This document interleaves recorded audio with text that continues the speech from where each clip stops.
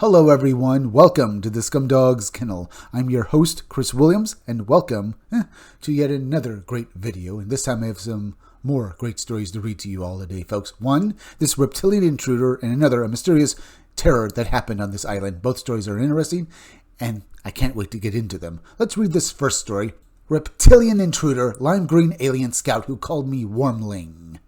Let's get into this story and hear exactly what this woman saw and witnessed one night, and how it affected her for the rest of her life, perhaps. In the summer of 2016, a woman living alone on her farm saw strange lights in the sky, only to wake up the next morning with a muscular, lime-green reptilian being at her bed's foot. Speaking in a deep, hissing voice, it identified itself as a scout, asked for a strand of her hair, and then disappeared, leaving her numb, unwell, and questioning if more of its kind might return. Very interesting startup to the story, isn't it, folks? Let's read the full account now. Hello, Lon. In the summer of 2016, I was outside walking around my farm where I live alone when I saw a series of lights moving across the sky. At first, I thought nothing of it, but then one of the lights stopped moving and something dropped from it like a pod. I freaked out and ran to my house, locking the door. Being a 35-year-old woman, I can easily get spooked. The next morning, I woke up to find a figure standing at the foot of my bed. The figure was reptilian, resembling a lizard. It spoke English, but had a deep, hissing voice. It told me, "I mean you no harm, Wormling. I only seek to explore your world and its life forms. I am just a male scout looking for samples." I asked, "How are you talking to me? Where did you come from?" His reply was, "You only hear the tongue you understand, but I cannot say too much. May I take a sample from your hair?" I responded, "I guess, but where did you come from, and what are you?" The creature moved closer, placing its cold, scaly hand on my head. Then it plucked a strand of my hair and put it in a cylinder. After that, it said, "Thank you, my overlord will be pleased." Overlord.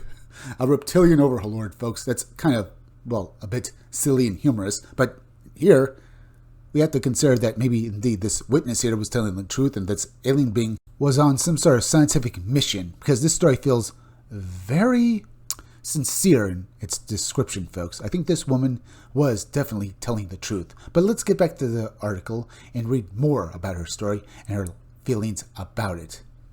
Then, just like that, he vanished. My skin turned numb where he had touched me, and I have had a cold ever since.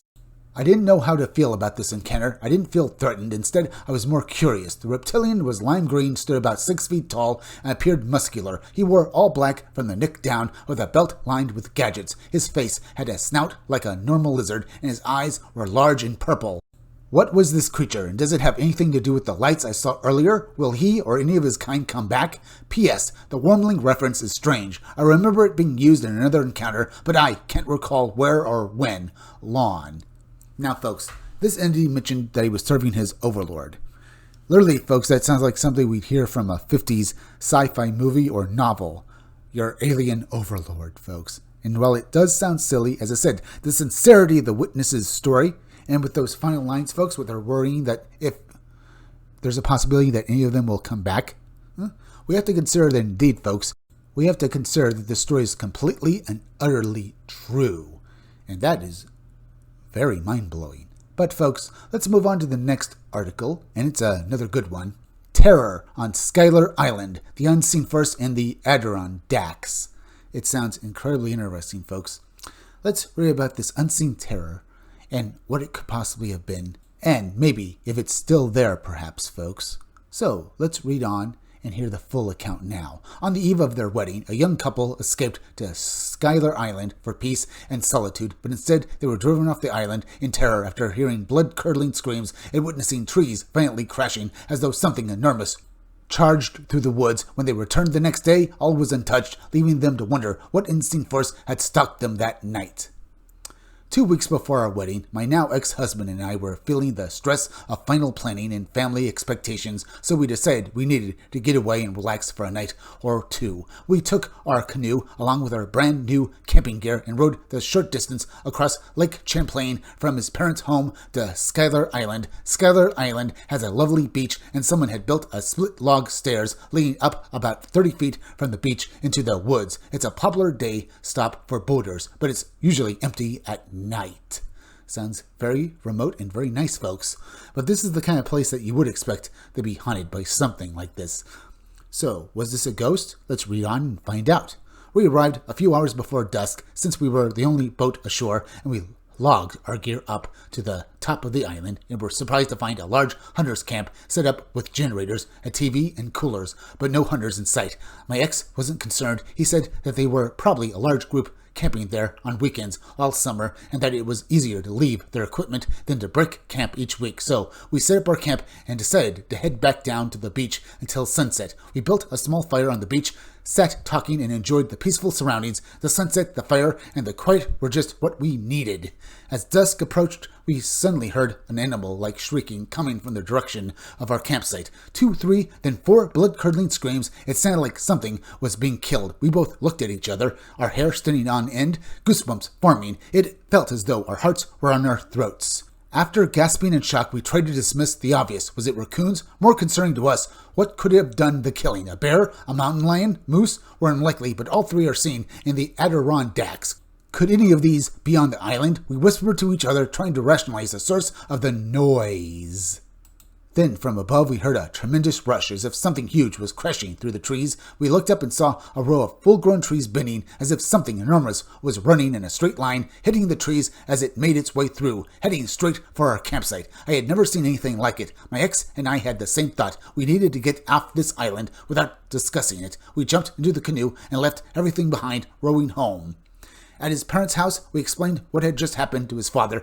We mourned the loss of our new tent and other equipment, convinced it was likely shredded or destroyed by whatever had been up there.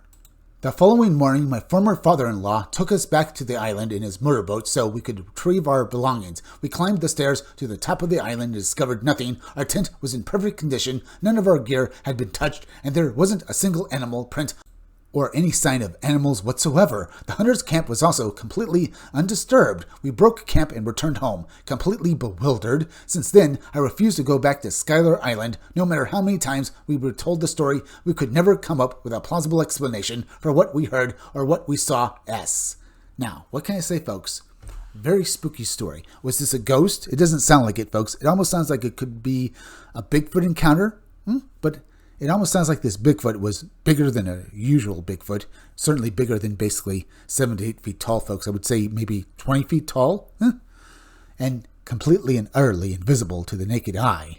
Because it sounds like they couldn't see anything moving these trees, folks. But it seemed to basically be moving them while it was heading in the direction. And this seems to be, folks, like it was very threatening. But it seems like it basically was set up basically just to frighten the living daylights out of these people. But what about the screams? They said they were blood-curdling. They certainly don't sound like typical screams that we hear with basically Bigfoot calls, which are basically these huge, giant, animal-like roars that have basically been described by various witnesses. It almost seems like this force was completely and utterly, well, not malevolent, but definitely wanting these people off the island.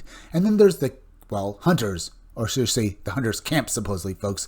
Remember, it was completely pristine as well. So whatever force was on it didn't basically mess with any of the things or any of the equipment that was left there, folks. So we really have to ask, was it really the idea that basically these hunters left their equipment there because it was too much of a job for them to basically break camp and take it back with them?